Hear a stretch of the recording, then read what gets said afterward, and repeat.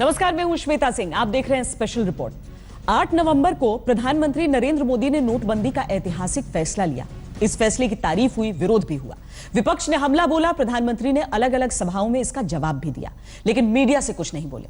पहली बार प्रधानमंत्री ने नोटबंदी पर विस्तार से इंटरव्यू दिया है, जिसमें नोटबंदी के फैसले और उसके नतीजे पर वो खुलकर बोले हैं। इंडिया टुडे की यही प्रति है, जिसमें राज चेंगप्पा से उन्होंने विस्तार से बातचीत की है। जितने भी सवाल उठे उन सब का जवाब दिया है। 8 नवंबर 2016 की रात्रि को 12 बजे से वर्तमान में जारी 500 रुपए और 1000 रुपए के करेंसी नोट लीगल टेंडर नहीं रहेंगे।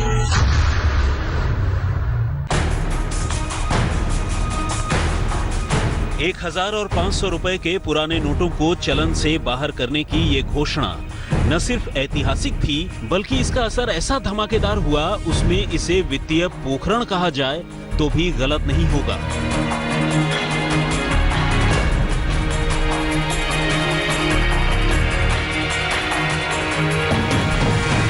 इसके बाद बैंक और एटीएम के बाहर लंबी कतारें लग गई, पुराने नोट जमा कराने के लिए, नए नोट पाने के लिए। प्रधानमंत्री नरेंद्र मोदी ने नोटबंदी के अपने फैसले पर उठने वाले सवालों का हर मंच से जवाब दिया। 50 दिन मांगे हैं, 50 दिन। 30 दिसंबर तक मुझे मौका दीजिए मेरे भाइयों बहनों। लेकिन मीडिया से पहली बार मुखातिब हुए आपकी पसंदीदा न्यूज मैगजीन इंडिया टुडे से बात करते हुए प्रधानमंत्री से सीधा सवाल था कि क्या नोटबंदी के नतीजे से आप संतुष्ट हैं? तो प्रधानमंत्री का जवाब ये था।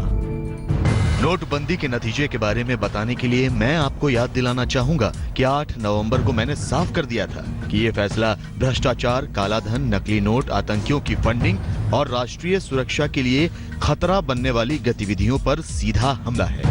काला धन बाहर निकालने को मजबूर किया जा चुका है, चाहे वो किसी का हो, चाहे वो भ्रष्ट नेता हो, नौकरशाह, व्यापारी या प्रोफेशनल हो।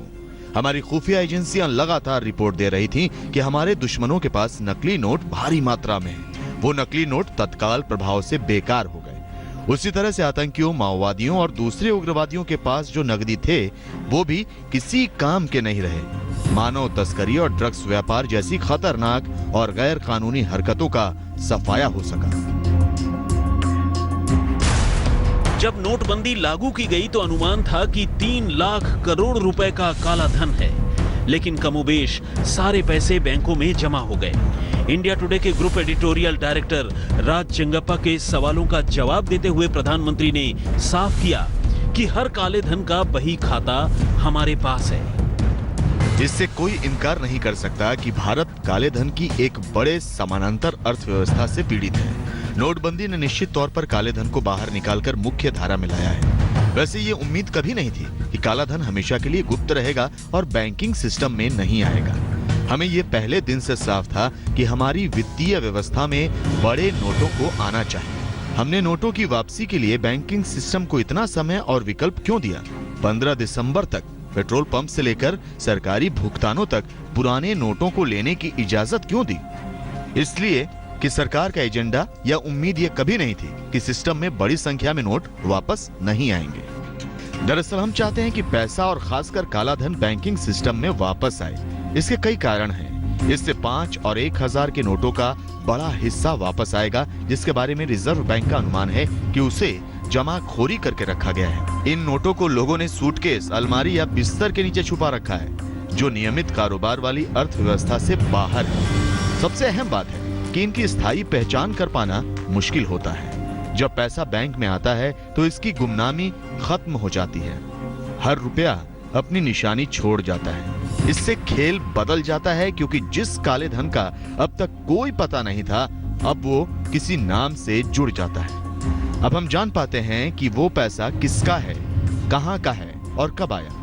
काला धन रखने वाले भले ही दूसरों के खातों में अपना पैसा डाल सकते हैं, लेकिन नगदी के पलट इनकी पहचान की जा सकती है। इस लुका छुपी के खेल में उनके पास छुपने के लिए बहुत कम दिनों का समय है, लेकिन सरकार के पास समय भी है, मैकेनिज्म भी है और सबसे अहम है वो इच्छा शक्ति जिससे उन्हें बाहर लाया जा सके। ज्यादा दिलचस्प बात यह है कि इस निशानी के साथ किसी अपराधी की पहचान से भ्रष्टाचार के बड़े स्रोत और योजनाओं को बेनकाब किया जा सकता है।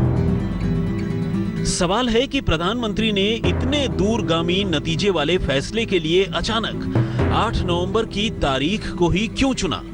भारत में नोटबंदी की सिफारिश 1970 के दशक से ही होती रही है। सुप्रीम कोर्ट के एक रिटायर्ड मुख्य न्यायाधीश की अगुवाई में बनी वांचू कमेटी ने 1971 में ही 85% करेंसी की नोटबंदी की सिफारिश की थी।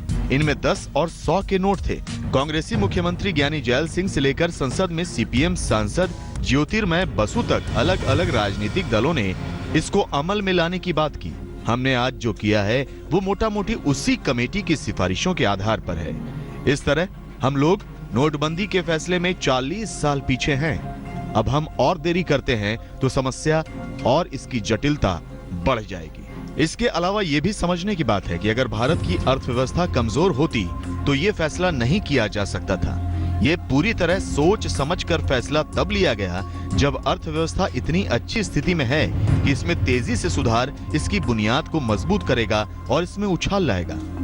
आपको ये भी पता होगा कि दिवाली के दौरान हिंदुस्तान में आर्थिक गतिविधियां चरम पर होती हैं, जिसके बाद थोड़े समय के लिए ठहराव सा आता है। नोटबंदी के बाद होने वाले बदलाव के मद्देनजर न्यूनतम दिक्कत के लिहाज से ये समय चुना गया। नोटबंदी से जिस काले धन पर नकेल कसने का दावा सरकार की तरफ से किया जा रहा है, उस पर सवाल उठ रहे हैं कि क्या नए नोटों में काला धन नहीं बनाया जाएगा? आखिर सरकार इसे रोकने के लिए क्या कदम उठाएगी? मैं यहाँ भी अपने विरोधियों की आलोचना में विरोधाभास पाता हूँ। पहले उन्होंने तर्क दिया कि काला धन कैश के रूप में ना होकर दूसरे फॉर्म में है। अब वही लोग तर्क दे रहे हैं कि नए नोट को भी काले धन में बदला जा रहा है। मुझे खुशी है कि वो स्वीकार कर रहे हैं कि काले धन में कैश की एक बड़ी भूमिका है। नोटबंदी एक बार ही उठाया गया कदम नहीं है, बल्कि सरकार बनाने के बाद काले धन से लड़ने के लिए उठाए गए तमाम कदमों में से ये भी एक कदम है। जैसे सरकार का पहला फैसला काले धन पर SIT बनाना था। इसके अलावा विदेशी काला धन अधिनियम 2015, पैन को अनिवार्य बनाना, 2 लाख से ज्यादा कैश से खरीदारी पर 1% TCS और स्विट्जरलैंड, मॉरिशस और साइप्रस जैसे देशों से टैक्स संधि इनमें शामिल है। GST को लागू करने से पहले ही नोटबंदी किया गया ताकि काले धन का स्टॉक खत्म किया जा सके। 2 साल में उठाए गए GST और डिजिटल पेमेंट जैसे कदमों से भविष्य में काले धन पर नकेल कसा जा सकता है। साफ है कि सरकार गड़बड़ झाला करने वालों को एक कड़ा और साफ संदेश दे रही है कि सुधर जाएं। आज तक ब्यूरो। नोटबंदी के फैसले से कैश की किल्लत हो गई।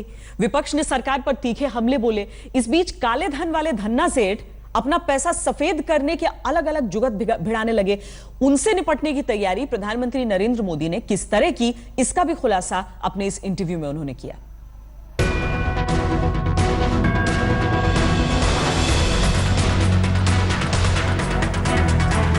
नोटबंदी के 50 दिनों में नकेल काले धन वालों पर कसी गई, लेकिन दिक्कतें बैंकों और ATM के कतार में खड़े आम लोगों को हुई। खबर ये भी आई कि काले धन वाले भी अपना पैसा बैंक में दूसरे खाते में जमा कराने में कामयाब रहे। सरकार और रिजर्व बैंक नियम पर नियम बदलते रहे। तो सवाल है कि क्या इन दिक्कतों का अनुमान सरकार को पहले से नहीं था? नियम कानूनों में लगातार बदलाव के मद्देनजर नीति और रणनीति में फर्क को जरूर याद रखना चाहिए और इन दोनों को एक ही टोकरी में नहीं रख देना चाहिए। नोटबंदी का फैसला निस्संदेह रूप से हमारी नीति को दर्शाता है। वही हमारी रणनीति बरसों पुरानी कहावत की तरह है, तू डाल डाल मैं पात पात। हमें दुश्मनों से 2 कदम आगे जरूर होना चाहिए। 8 नवंबर को राष्ट्र के नाम संदेश में हमने साफ साफ चिन्हित किया था कि ये मजबूत ताकतों के खिलाफ लड़ाई है। जब आप ऐसी लड़ाई लड़ते हैं तो चुपचाप खड़े नहीं रह सकते ताकि दुश्मन फायदा उठा ले। अगर दुश्मन भागता है तो हम पीछा करेंगे, अगर वो अपनी रणनीति बदलते हैं तो हम भी बदलेंगे। जब भ्रष्ट धोखा देने के लिए नए रास्ते अख्तियार करते हैं तो उन पर सख्ती के लिए हम नए तरीके निकालते हैं। जब समस्याओं की पहचान हो गई तो हम तुरंत जवाब देते हैं और जरूरी कदम उठाते हैं। ये खराब अमल का परिचायक नहीं है, बल्कि दिखाता है कि बदलते हालात के साथ हम तेजी से बदले हैं। मैं जानता हूं कि बहुतों को ये पसंद आएगा अगर हम एक गाइडलाइन जारी करें और लोग उसका बेजा इस्तेमाल करते रहें। मैं ये आश्वस्त करना चाहता हूं कि ऐसा नहीं होगा और किसी भी गड़बड़ी को रोकने के लिए हम हर उपाय का इस्तेमाल करेंगे। इन सबके बीच सरकार का जोर लेन देन के लिए डिजिटल व्यवस्था पर है। प्रधानमंत्री से इंडिया टुडे के ग्रुप एडिटोरियल डायरेक्टर राज चिंगप्पा ने पूछा कि क्या डिजिटल पेमेंट बाजार में नकदी का विकल्प होगा। डिजिटल लेन देन की व्यवस्था को नकदी की दिक्कत के कारण थोड़े समय के लिए उठाए गए कदम के रूप में नहीं देखा जाना चाहिए। ये मेरा मकसद नहीं है। फरवरी 2016 में कैबिनेट ने डिजिटल कारोबार को बढ़ावा देने का फैसला लिया। बीते 2 साल में प्रधानमंत्री जनधन योजना के तहत 20 करोड़ लोगों को रुपे कार्ड दिया गया है। डिजिटल कारोबार के कई फायदे हैं। ये अर्थव्यवस्था को व्यवस्थित हिसाब किताब की तरफ बढ़ाता है। इससे पैसे को हैंडल करने में आसानी होती है और ये सुरक्षित भी है, खासकर छोटे कारोबारियों और सामान्य लोगों के लिए। प्रधानमंत्री ने नोटबंदी और डिजिटल पेमेंट के फायदे गिनाए, लेकिन विपक्ष कह रहा है कि ये फैसला उत्तर प्रदेश चुनाव जीतने के लिए उठाया गया है। इस पर पीएम मोदी का जवाब था, मुझे अपने विरोधियों खासकर कांग्रेस की हताशा देखकर उन पर तरस आता है। एक तरफ वो कहते हैं कि मैंने राजनीतिक फायदे के लिए कदम उठाया है और दूसरी तरफ वो कहते हैं कि मुश्किलों और दिक्कतों से लोग मुझसे बहुत नाराज हैं। ये दोनों चीजें कैसे हो सकती हैं? अपनी बात स्पष्ट करने के लिए मैं पूर्व वित्त मंत्री वाईबी चौहान के निजी सचिव माधव गोडबोले की किताब unfinished innings recollections and reflections of a civil servant को कोट करना चाहता हूं। उन्होंने लिखा है कि जब वाईबी चौहान ने प्रधानमंत्री इंदिरा गांधी से नोटबंदी के फैसले पर अपना विचार दिया कि इसे लागू किया जाना चाहिए, तो इंदिरा ने उनसे एक ही सवाल पूछा, चौहान जी क्या कांग्रेस को आगे चुनाव नहीं लड़ना है? चौहान को संदेश मिल गया और सिफारिश डाल दी गई। बीजेपी में हमारे लिए देश दल से ऊपर है। प्रधानमंत्री नरेंद्र मोदी ये साफ करना चाहते हैं कि नोटबंदी के फैसले के पीछे कोई राजनीतिक कारण नहीं है। आज तक ब्यूरो। प्रधानमंत्री नरेंद्र मोदी का कहना है कि नोटबंदी का फैसला उस वक्त लिया गया जिस वक्त देश की अर्थव्यवस्था अच्छी स्थिति में है। तो सवाल है कि नोटबंदी से होगा क्या? इंडिया टुडे को दिए इंटरव्यू में प्रधानमंत्री नरेंद्र मोदी ने विस्तार से बताया कि कैसे नोटबंदी का फैसला इस देश के आर्थिक इतिहास को बदल देगा। 50 दिन आ रहे हैं और सब कुछ ठीक नहीं हो रहा है। नोटबंदी का ये ऐसा अपरिपक्व फैसला ले लिया जो उल्टा ही अब ये इनके लिए गले की हड्डी बन गया। लोगों की परेशानी और विपक्षी दलों के विरोध के बीच सवाल ये भी है कि प्रधानमंत्री नरेंद्र मोदी ने आखिर क्या सोचकर नोटबंदी पर इतना बड़ा ऐतिहासिक फैसला लिया। इंडिया टुडे के ग्रुप एडिटोरियल डायरेक्टर राज चिंगप्पा के इस सवाल के जवाब में प्रधानमंत्री ने विस्तार से कारण बताया। जब विशाल समानांतर अर्थव्यवस्था को मुख्य धारा में ले आया गया तो इससे हमारी अर्थव्यवस्था और मजबूत होगी। जब लोगों के बनाए बैंकिंग सिस्टम में पैसा आएगा तो बैंकों से उधार लेना आसान और सस्ता होगा। इससे कृषि, निर्माण और सेवा क्षेत्र में रोजगार की संभावना बढ़ जाएगी। जो पैसा अब तक नाहक जमाखोरी करके रखा गया था, उस पैसे को सक्रिय अर्थव्यवस्था में लाने से इकोनॉमी में जबरदस्त उछाल आएगा। इससे सरकार के पास जो अतिरिक्त राजस्व आएगा उसका इस्तेमाल सिंचाई और ग्रामीण आवास और गरीबों और जरूरतमंदों को सशक्त बनाने में हो पाएगा। जैसे भ्रष्टाचार कम हुआ और पारदर्शिता बढ़ी, कारोबार करना आसान होगा और निवेशक आएंगे। प्रधानमंत्री इतने पर नहीं रुके, बल्कि बरामद हुए काले धन के इस्तेमाल का बड़ा रोड मैप सामने रखा।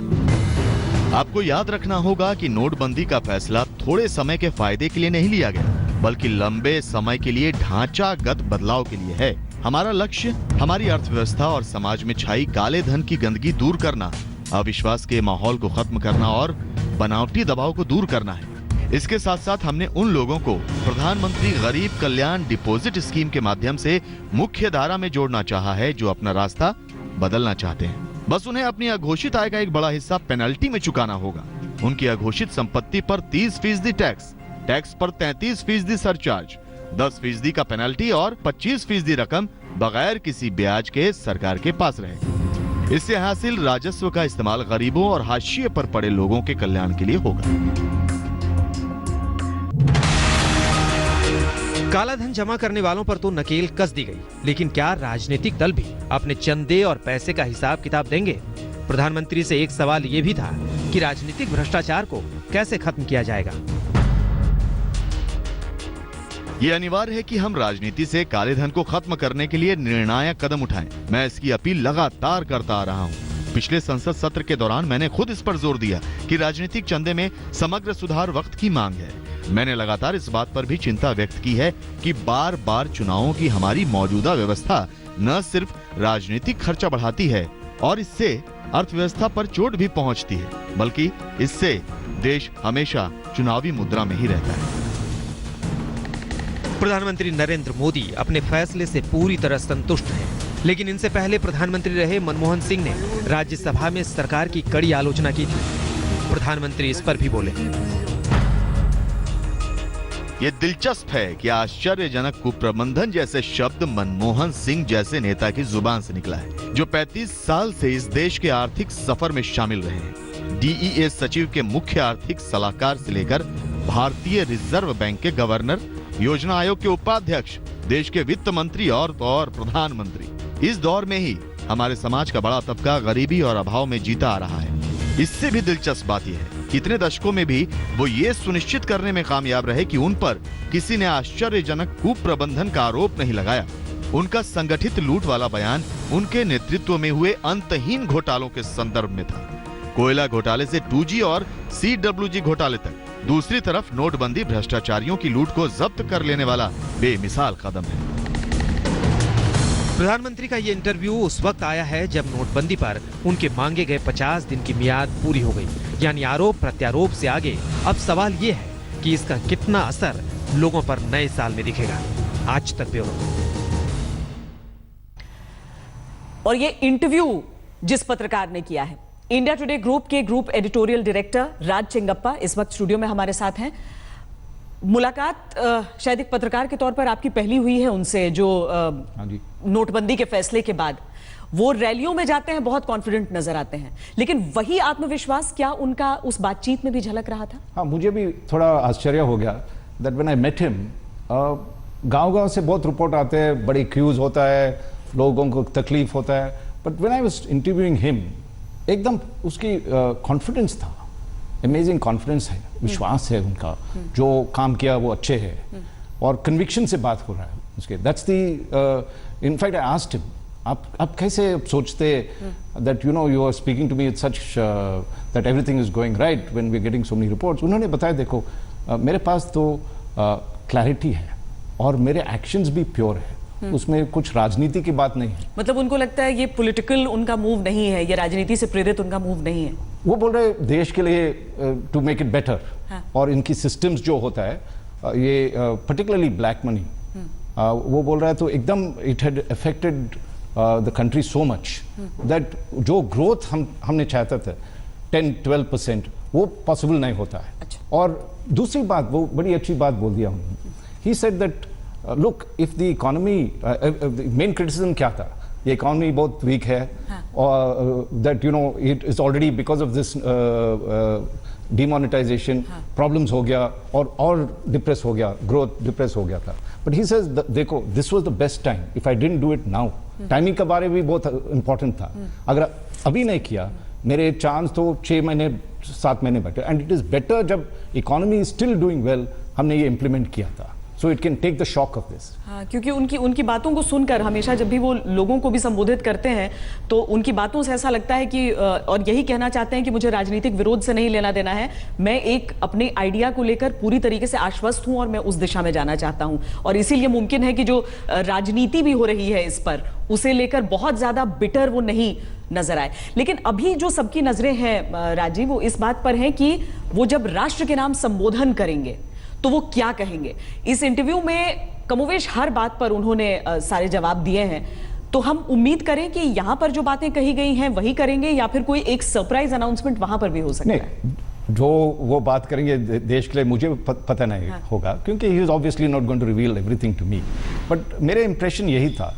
तो ही सेज जब इतने कष्ट दिया लोगों के लिए, क्यों खड़े रहने के लिए और ये सबको, उनको कुछ देना है।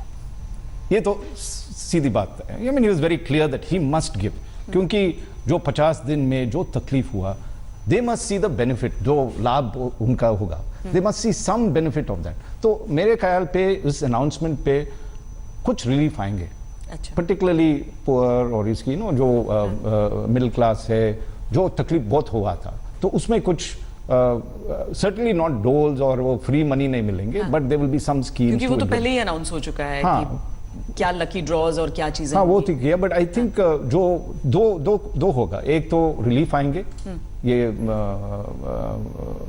गांव में के लिए क्या क्या प्रॉब्लम्स है उसमें रिलीफ थोड़ा आएंगे, दूसरी छोटी छोटी बिजनेस के लिए कुछ इंसेंटिव्स देंगे।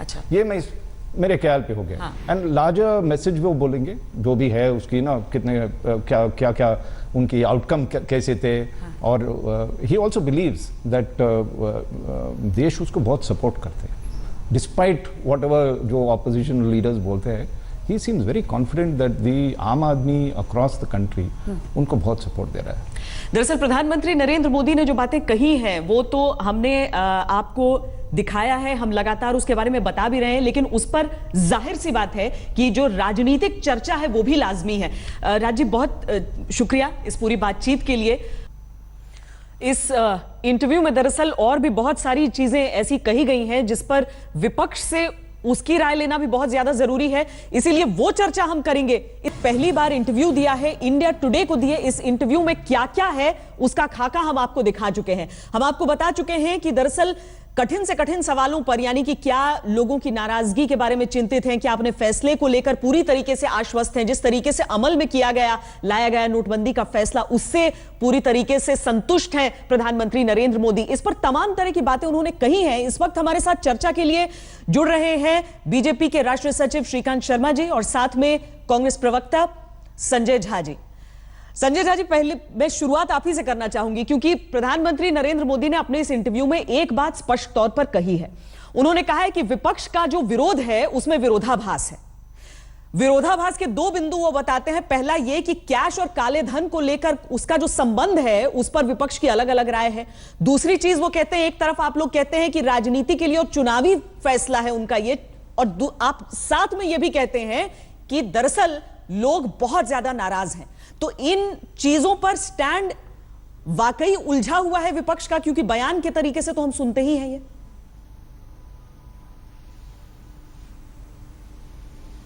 देखिए श्वेता जी, आपके चैनल पर जब मैंने जो भी मोदी जी ने टिप्पणी की है उसको सुनकर, उनको देखकर मुझे बहुत ही अफसोस और दुख हुआ।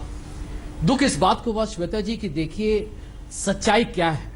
सच्चाई यही है कि मोदी जी ने भारत के मासूम 125 करोड़ लोगों के साथ धोखा और विश्वासघात किया है। मैं क्यों ऐसे कठोर शब्दों का इस्तेमाल कर रहा हूं? मोदी जी 8 नवंबर को कहते हैं काला धन, और जब दिसंबर खत्म होने को है, 50 दिन आने को है, तो वो कहते हैं कि देश में आप कैश को भूल जाइए, आप डिजिटल इकोनॉमी बन जाइए। उनकी जो पूरे लक्ष्य है वो बिल्कुल बदल गया। क्यों? और मैं आपको ये साफ बताऊंगा, आंकड़ों के साथ बताऊंगा श्वेता जी, कि नोटबंदी भारत के इतिहास में आजादी के बाद सबसे बड़ा घोटाला है। दो चीज जो सार्वजनिक तरीके से अखबारों में भी पब्लिश हुई है। एक, सबसे पहले कि यहां पर मैं साथ में एक सवाल आपसे पूछ लूं कि चुनाव से पहले इतना खुला घोटाला क्यों करेंगे? नोटबंदी के वक्त 500 करोड़ उनके बैंक में जाता है। अहमदाबाद कोऑपरेटिव बैंक में 500 करोड़ का डिपॉजिट नोटबंदी के वक्त उनके बैंक में जाता है। किसको सूचना मिली थी? क्या भारतीय जनता पार्टी के अध्यक्ष को इसके बारे में पहले से मालूम था? कोई छानबीन नहीं होनी चाहिए? कुछ भी नहीं कहा है इस पार्टी ने। इनकी सत्ता है, इनके पास छानबीन की एजेंसीज हैं, और ये गहरा आरोप है। ये गहरा हम ही नहीं कर रहे हैं, दुनिया पूछ रही है ये प्रश्न, और भारतीय जनता पार्टी चुप है। एक दूसरे शख्स है महेश शाह के ताल्लुकात हैं श्री नरेंद्र मोदी और अमित शाह के साथ। ये गुजरात के भूतपूर्व मुख्यमंत्री सुरेश भाई मेहता ने कहा है। उनको टीवी चैनल पर उनको गिरफ्तार किया गया था श्वेता जी, और उन्होंने कहा कि 13,000 करोड़ का काला धन मेरे नाम पे है, लेकिन ये किसी राजनीतिक शख्स के पैसे हैं। इतने दिन हो चुके, अभी तक इसके बारे में किसी को मालूम भी नहीं है कि क्या हो रहा है।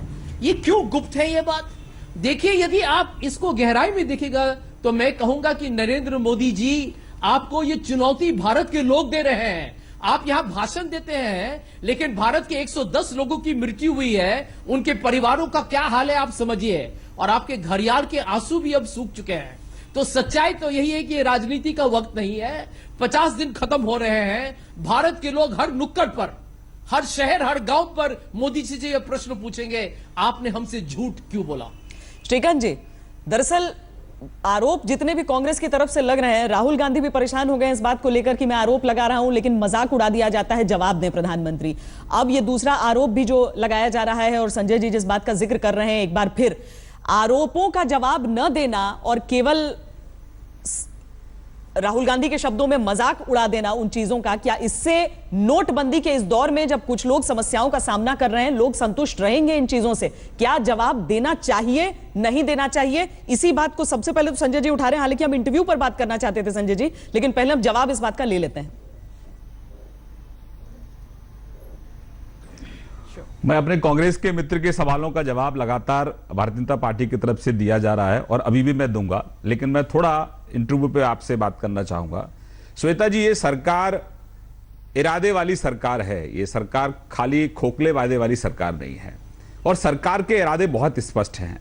प्रधानमंत्री मोदी जी ने अपनी ओथ लेने से पहले ही, जब हम अपने चुने हुए सांसदों को मोदी जी ने संबोधित किया था, उसी समय कहा कि मेरी सरकार गरीबों की सरकार है, मेरी सरकार किसानों की सरकार है, और पहले दिन से लेकर और आज तक इस सरकार ने जितने भी काम किए हैं सिर्फ और सिर्फ गरीब कल्याण के काम किए हैं। और हमारे लिए जो मैंडेट मिला है श्वेता जी, अभी तक गरीब के नाम बहुत सारी योजनाएं होती थी, किसानों के लिए बहुत सारी योजनाएं होती थी, लेकिन वो किसानों तक, गरीबों तक पहुंचती नहीं थी। बीच में जो कहीं ना कहीं लीकेज होता था, जो भ्रष्टाचार की बली पैसा चढ़ता था, उसको समाप्त करने का संकल्प इस देश के प्रधानमंत्री जी ने लिया है। क्योंकि हमारा मानना है, इस देश के करोड़ों लोगों का मानना है कि इस देश के गांव के, किसान के और गरीब के विकास में अगर कहीं कोई बाधा है तो भ्रष्टाचार है। और ये मैं नहीं कह रहा हूं, ये देश के पूर्व प्रधानमंत्री राजीव गांधी जी ने भी कहा था कि 90 पैसा जो जाता है गांव के विकास के लिए भ्रष्टाचार की बलि चढ़ता है और 10 पैसा ही लोगों तक पहुंचता है। तो हमारा ध्येय यह है कि इस भ्रष्टाचार को समूल कैसे नष्ट किया जाए। दूसरा ध्येय यह था कि इस देश के अंदर एक पैरेलल इकोनॉमी चल रही थी, पैरेलल इकोनॉमी फेक करेंसी की, और दूसरा इस देश के अंदर कुछ लोग आतंकवादियों को धन मुहैया कराते थे, कुछ लोग नारकोटिक्स का धंधा करते थे, और एक नेक्सस इस देश में पनपा नेताओं का और भ्रष्ट अधिकारियों का। उस गठजोड़ को तोड़ने का हमारा संकल्प है, और हम जनता के आशीर्वाद से धीरे धीरे आगे बढ़ रहे हैं और जनता हमको आशीर्वाद दे रही है। अब मैं अपने कांग्रेस के मित्र के सवालों का जवाब देता हूं जो लगातार हम दे रहे हैं। मैं आपके चैनल के माध्यम से ये राहुल गांधी जी को चुनौती देता हूं कि राहुल जी, आप झूठ बोलने की मशीन बन गए हैं, और कभी आप किसी महेश शाह का नाम लेते हैं। महेश शाह एक फ्रॉड आदमी है। इस देश में कितने लोग पकड़े जा रहे हैं, सबके खिलाफ जांच हो रही है, और किसी भी आदमी के साथ किसी तुरंत में प्रधानमंत्री का नाम जोड़ देना, हमारी पार्टी के अध्यक्ष का नाम जोड़ देना, ये कांग्रेस की अपनी पुरानी परंपरा है। भाई कोई सबूत तो दीजिए। आप सबूत देते नहीं हैं। दूसरा कह रहे हैं कि बैंक के अंदर, पहले कहते थे कि नोटबंदी से पहले प्रधानमंत्री जी को मालूम था, अपने लोगों को जानकारी दे दी तो सबने पहले ही बैंक में जमा करा दिया पैसा, अब कहते हैं बाद में कराया। अरे भाई, आप इतना झूठा दुष्प्रचार क्यों करते हैं? क्या आपकी पार्टी के नेता कभी बैंकों के निदेशक नहीं रहे क्या? और फिर सभी बैंकों से जानकारी मांगी है, बैंकों से जानकारी आ जाएगी। इतना उद्वेलित क्यों हो रहे हैं आप? दूसरी बात, इनके और आरोप, अडानी अंबानी का बहुत नाम जिक्र करते हैं। आज 36 लाख करोड़ का अगर किसी ने गिफ्ट दिया है कॉर्पोरेट जगत को लोन माफ करके, तो राहुल गांधी जी आपने दिया है। दूसरा, श्वेता जी, मैं आपके माध्यम से पूछना चाहता हूं, इस देश में अगर गांव में लेवी की भैंस लेने, अगर बकरी लेने किसान जाता है तो उसको कर्ज नहीं मिलता है। कर्ज मिलेगा कम से कम 2 महीने में जाके, लेकिन विजय माल्या को 24 घंटे के अंदर 1450 करोड़ वो बैंक का खा जाता है, और 24 घंटे में उसी विजय माल्या को 1500 करोड़ का विजय माल्या का दोषी कौन है, वो तो लोग भी नहीं समझ पा रहे हैं ठीक से। सरकार का काम करने का तरीका, किसने पैसा उन्हें लेने दिया, किसने जाने दिया, वो सारी चीजों, उन सारी चीजों को ले। संजय जी, जल्दी से अगर आप अपनी बात रख दें, हम एक ब्रेक की तरफ बढ़ रहे हैं, जल्दी से अपनी बात रख दें जो आप कहना चाह रहे हैं। श्वेता जी, मुझे बहुत हंसी आ रहा है, बहुत हास्य योग्य ये बयान है श्रीकांत जी का उनके नाक के अंदर से इनके सरकार के साथ पूरे सहमति के साथ विजय माल्या लंदन गए हैं और ये दूसरों पर आरोप लगा रहे हैं। देखिए, गंभीरता से इस पर बात की जाए श्रीकांत जी, सच्चाई यही है कि आप लोगों ने नोटबंदी को अपनी पार्टी की लोकप्रियता के लिए किया, आम आदमी को हताश किया है, निराश किया है। नहीं, देखिए बात आपकी बात में विरोधाभास आ गया। आप लोगों ने ये जान लोकप्रियता के लिए किया है तो आम आदमी नाराज कैसे है? नहीं, एक बात बताएं, आम आदमी का क्या सोच है श्वेता जी, ये भविष्य बताएगा। लेकिन मैं बताऊंगा आपको एक उदाहरण, जितने काले धन के आरोपी हैं, अपराधी हैं, उनका नाम इस पार्टी के पास है।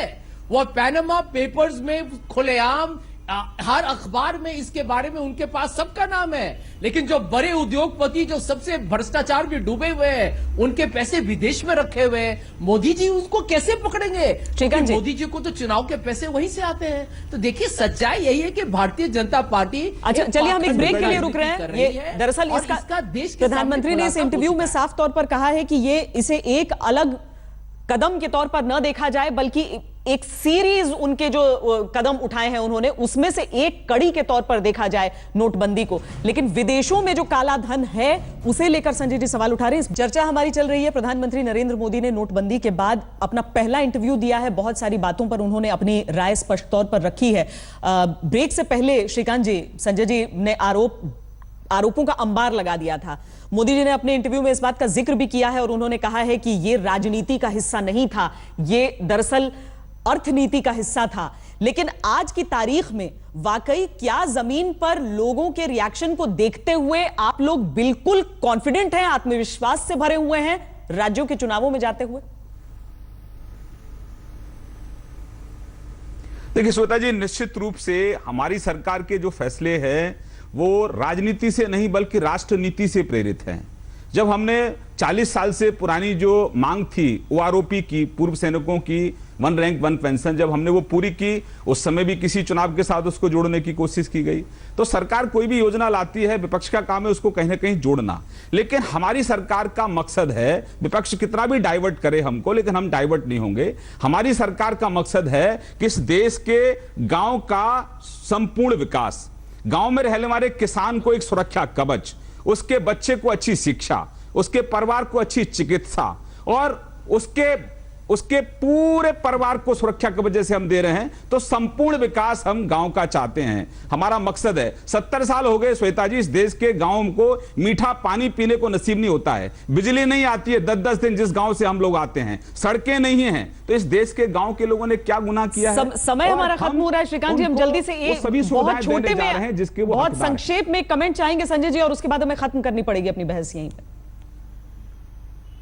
नहीं, दूसरा मैं काले धन की बात कर रहा हूं कि मेरे मित्र संजय जी ने कहा कि काले धन की सूची आपने क्यों उजागर नहीं कर रहे? हमारे मित्र 2011 में आपके पास सूची आ गई थी, आपने एसआईटी का क्यों गठन नहीं किया? बहुत ही बड़े मसले हैं और फिर आपके पास तो सूची है, आप उसको उजागर कर दो। दुर्भाग्यपूर्ण और खेदजनक है कि भारत के प्रधानमंत्री ने नोटबंदी को लेके भारत के आम आदमी का आप लोगों ने खून चूसा है और आप यहां पर बड़े बड़े उद्योगपति को आपने बचाया है और आप एक सूट बूट की सरकार का आपका रवैया है और आप यहां भाषण करते हैं किसान और गरीब और छोटे व्यापारियों को बचाने का कर्ज किसने माफ किया? जी दरअसल आंकने वाले आम लोग हैं, कुछ दिनों में आंकने के लिए नियत है, उनके पास वो अधिकार भी आ जाएगा, मताधिकार। बहुत बहुत धन्यवाद आप दोनों का हमसे इस चर्चा में जुड़ने के लिए। दरअसल प्रधानमंत्री मोदी ने अपने इस इंटरव्यू में बहुत मुद्दों पर स्पष्ट राय अपनी दी है। एक बहुत ही विस्तृत इंटरव्यू है ये इंडिया टुडे के इस अंक में। फिलहाल हम यहां पर एक ब्रेक के लिए रुक रहे हैं, आप देखते रहिए आज तक।